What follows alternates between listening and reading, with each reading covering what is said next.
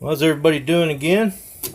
I'm doing this task sheet video. This is task sheet 688 for my automatic transmission class, and this is going to deal with disassembly, inspecting, and measuring the transmission oil pump. This is the pump for the 4R70W transmission, and the one we do use in class. And this, I think your sheet's going to ask you, there's three different kinds of pumps that you'll run into, mostly out in the field. One is a crescent type pump, and then you have a gear rotor pump. That's what this is. And then there's a vane type pump. It's real popular on the 4L60E and some various Jatco models, things like that, the 3T40 versions. So we're going to show you on this one here. You want to do a visual inspection first when you first pull the pump out of the transmission. Again, this does sit over here in the bell housing area, right here in the front. It's going to fill this void right here. These little holes down at the front. This is where the pump will be delivering pressure and stuff to the valve body itself, so it can be distributed out to the various clutch packs. So put that aside there. Bring back the pump. Now, on the visual part of it, what you want to look at first when you pull it out is you want to inspect these splines right here. These are your stator support splines. This is the splines for the stator inside the torque converter right here. And we talked about those at one point, and so those have to be good. Hold that stator stationary. If these are slipping in any way, you have a really lousy takeoff because the stator won't hold.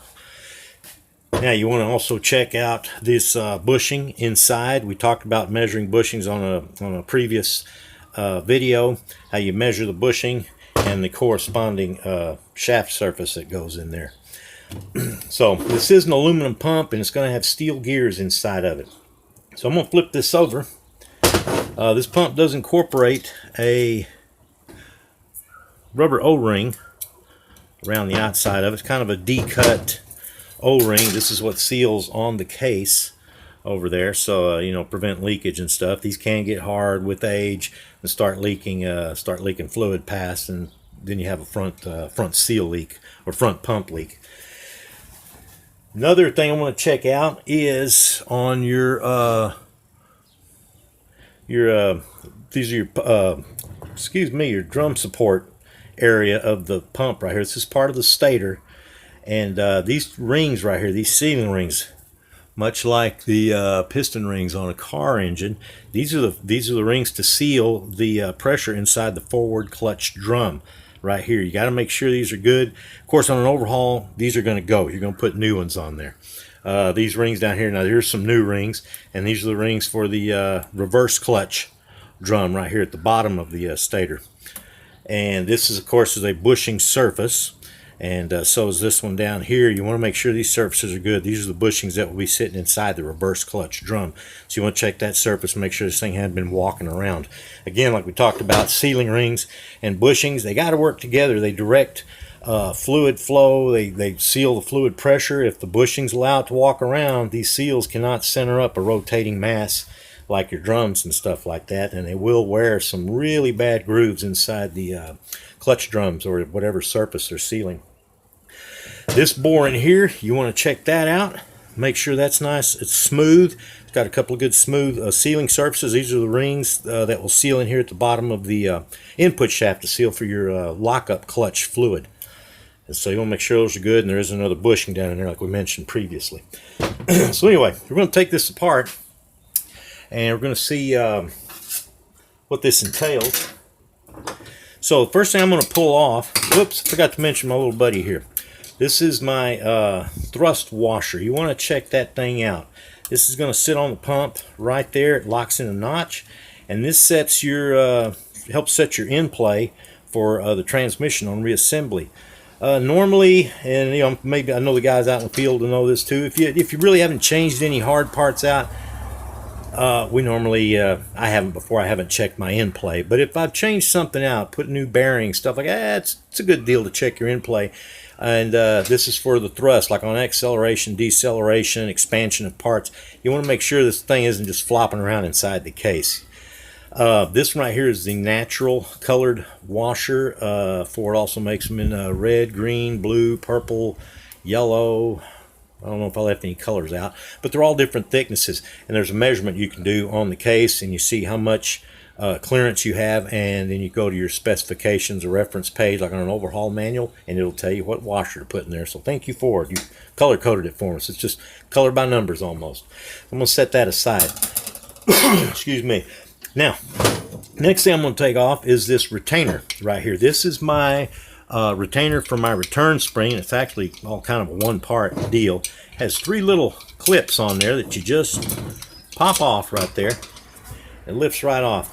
If you see, these are coil springs on this retainer right here, and they have 3 little clusters of them. So this is a cluster return spring. Although they're little coil springs, they're just in clusters like grapes. So it's in good shape. I'm going to set it aside. The next thing I'm going to take off, I'm going to remove the stator from the pump body. Oh, hold on a second. I have my intermediate clutch piston. Now this is the piston for my intermediate clutches. This is my 1-2 shift right here. Okay, I'm going to go ahead and just pull it out. It is an aluminum piston in an aluminum body, but there's rubber lip seals to separate the two. So it just lifts right out of there. Okay, comes out clean. And you'll see it does have 2 lip seals, one on the outside, and it's got one on the inside right here. And these are lip type, like I just gave it away. A little lip hangs down, and it seals against the pressure inside the cylinder here. So that's it. You know, the fluid comes up, strikes this portion of the piston from underside, swells out the seals, and that gives me my pressure to apply against the clutches, against the clutch pack. So I'm just going to put those back in because it's mainly kind of just an inspection when you're in the class. But you know, on an overhaul, we chunk these and you put new ones on. You don't ever run with old lip seals. So. All right, I'm going to set that aside. Now we're going to remove this stator portion from the pump body, and there is a torque spec on these, and leave it ask on your sheet what the torque spec. So this right here is my stator support to pump body bolts, and normally at the school in the training we'll put these on at about 10 maybe 12 foot-pounds. I think your standard torque on these is about 18 to 20, but if you do these a lot you want to take it easy on those aluminum threads. So I'm just going to pull this one off. We'll take out these 5 bolts.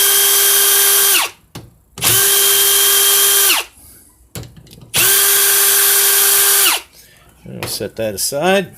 Let me pull these bolts out of here. We'll lay those over here so they don't take off running away on me here.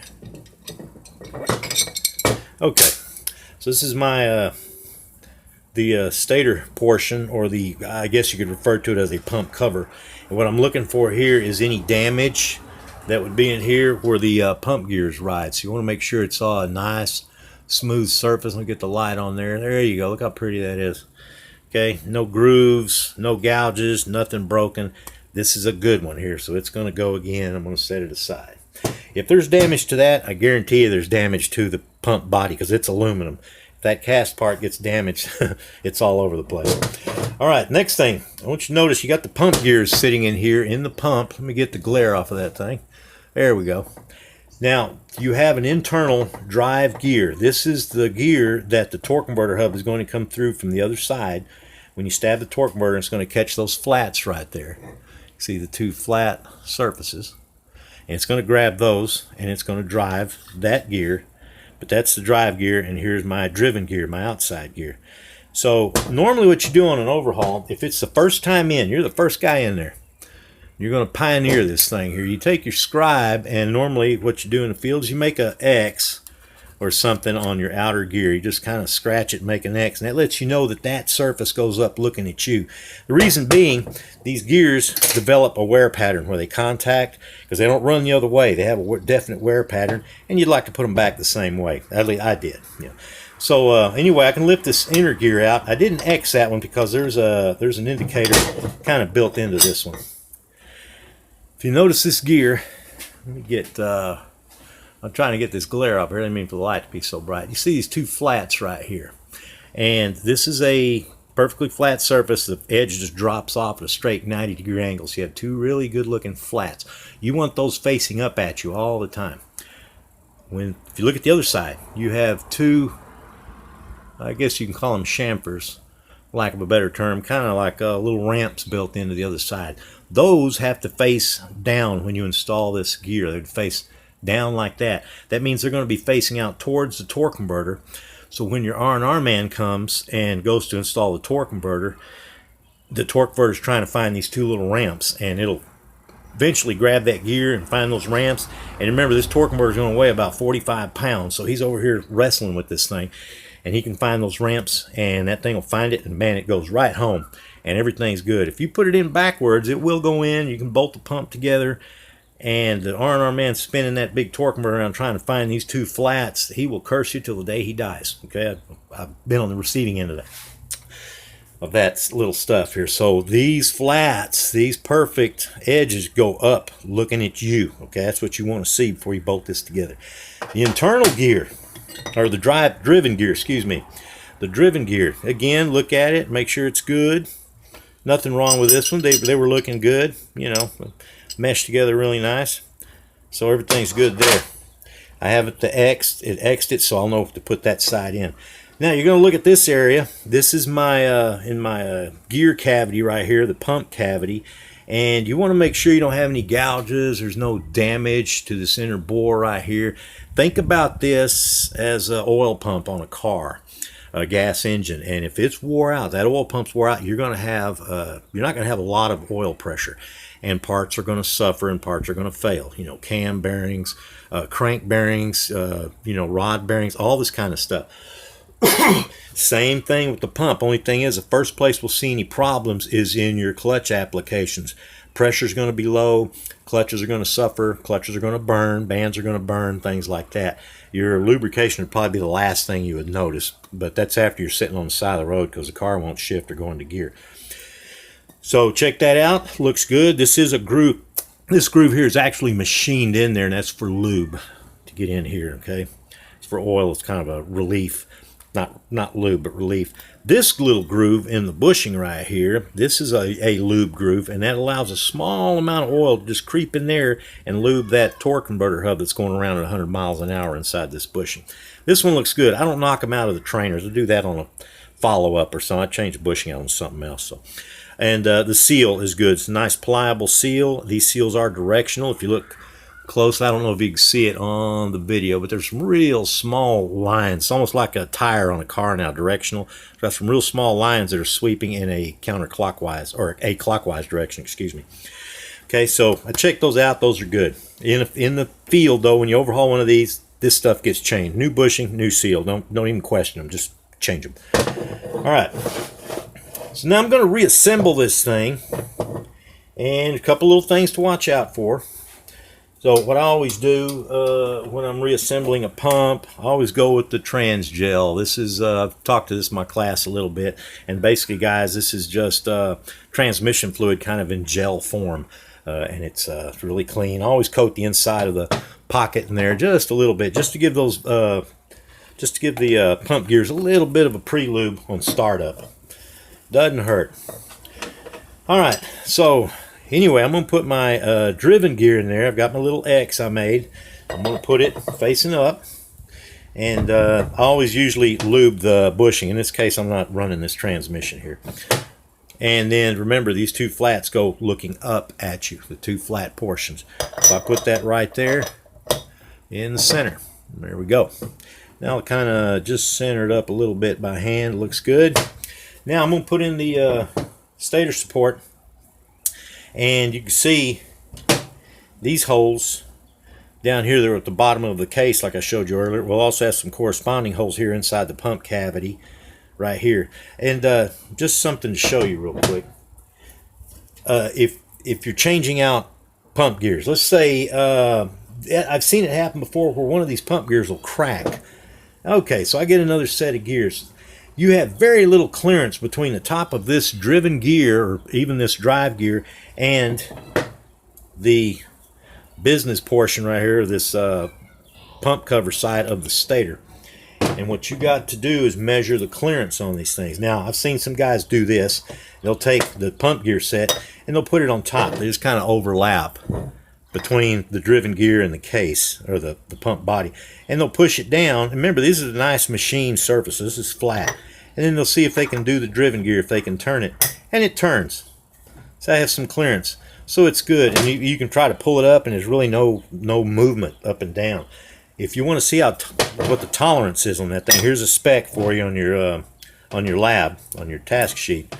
This right here, you probably, I don't know, I don't think you're going to be able to see that measurement. Probably not, but I'm going to read it off to you. This is a 0.0015. Not 0.015, that's 15 thousandths. This is 0.0015, that's 15 10,000ths of an inch. Really skinny. To put it in perspective, a sheet of paper is anywhere from about 2 thousandths thickness, a good sheet of notebook paper. This is probably a third less than that. So you can see that's steel flexing like a piece of paper. So anyway, I'm going to put that in there, and I'll put this pump gear on top of that driven gear, and I'll just push it down, and I can just turn that driven gear. And you can see how it's kind of, I think you can see it, it's kind of pulling the gauge around a little bit, so there's just enough clearance for that gauge to slide in there. So you can see how tight that is. That's got to be sealed well so that your pump pressure stays up.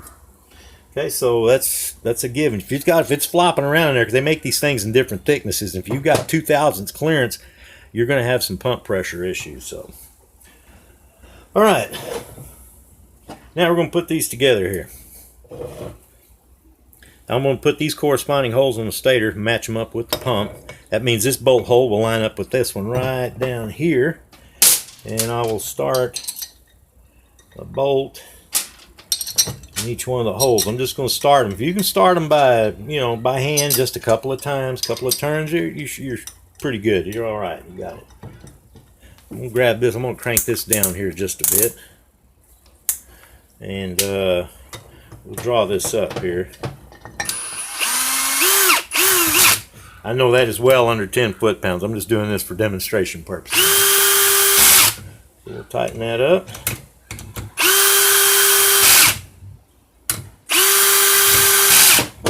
Last one. All right. Now, I'm going to, the next thing I'm going to put in is my piston, my intermediate clutch piston. Now, remember, we're changing the seals out. You would put new seals on this thing.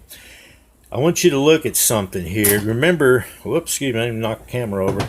Remember, these holes right here at the bottom would go towards the bottom of the case, towards my valve body area. Let me see, get the glare off of that for you. Okay. So these go towards the bottom of the case, towards the valve body. So these are going to be at the 6 o'clock position. So I'm going to put this down facing you. It's at the 6 o'clock position. Now, if you notice all these holes, these are my holes for my return spring, for the cluster spring. Then you got these oblong capsule-looking holes around the outer circumference of this thing. If you notice, there's one round hole right there in the middle of all of them. And this, guys, is a bleed hole. Not that one, but in the back. Real small. I would say maybe 20 thousandths to it. It probably looks like a speck on the screen or something. About a 20 thousandths. That's a relief hole. That is to bleed off fluid pressure, basically. Now, when you apply this, you think, well, isn't that a built-in leak? Well, no, it's not, because that hole is so small. We fill that cavity right here with probably 150 psi, someplace around there, 100 to 150. We're filling that cavity, and this piston's going to apply. It's going to overcome that, basically that leak.